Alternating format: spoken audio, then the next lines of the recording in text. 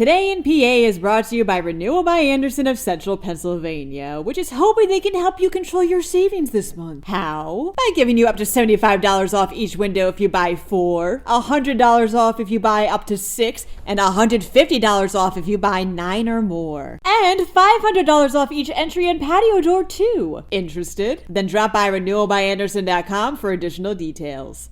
Lehigh Valley Health Network will pay $65 million for that data breach last year. Meanwhile, a 10-year-old will be charged with third-degree felony terroristic threats. It's shaping up to be a promising pheasant season. And guess who's the #1 best mascot in the NHL? I bet you can. I'm Claudia Dimuro, and you're listening to Today in PA. Lehigh Valley Health Network fell victim to a data breach last year, which affected about 135,000 people, reports The Morning Call.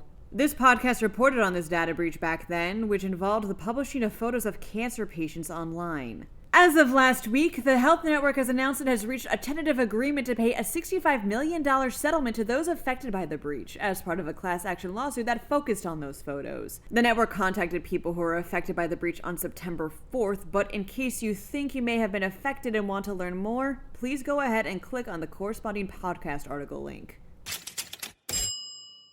Last week, the Shaler Township Police Department revealed how it was looking into a social media post that indicated how school shootings would occur at various school districts in Allegheny County, reports CBS Local Pittsburgh. The FBI, too, stated that they were looking into similar threats. And the person behind the post has since been found. According to Pittsburgh's Action News 4, a 10-year-old girl who attends Shaler Area Elementary School admitted she was the one who published this post, not with intentions of committing a crime, but as a warning. Although whether this is related to what the FBI was looking into hasn't been confirmed as of the recording of this episode. The department later confirmed as well that there was no credibility to the threats in the post. However, Police Chief Sean Frank said the girl will be charged with third-degree felony terroristic threats and third-degree misdemeanor harassment. Frank emphasized the harm the post did and the resources from law enforcement that were used as a result. Said he, quote, "To put out false narratives and not get to what the truth is, it causes us a lot of grief, causes people a lot of panic."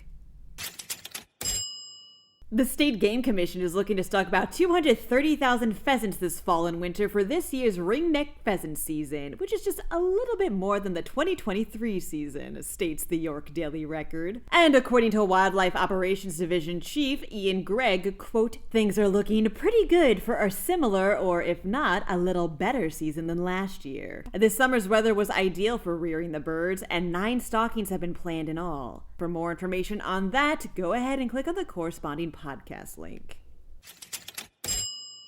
Speaking of seasons, the hockey season starts in October, which honestly isn't that far away, says PennLive. And ahead of the season, Casino.ca decided to find the league's #1 mascot. So researchers sent out a survey to 2,000 hockey fans asking them which mascots were the best or worst, the most or least intimidating, and the overall sentiment toward each. Gritty ended up taking the #1 spot, and somehow unsurprisingly was also ranked as the most intimidating mascot too. This podcast could tell you who the second and third best NHL mascots were to round out the top 3, but really, do they matter?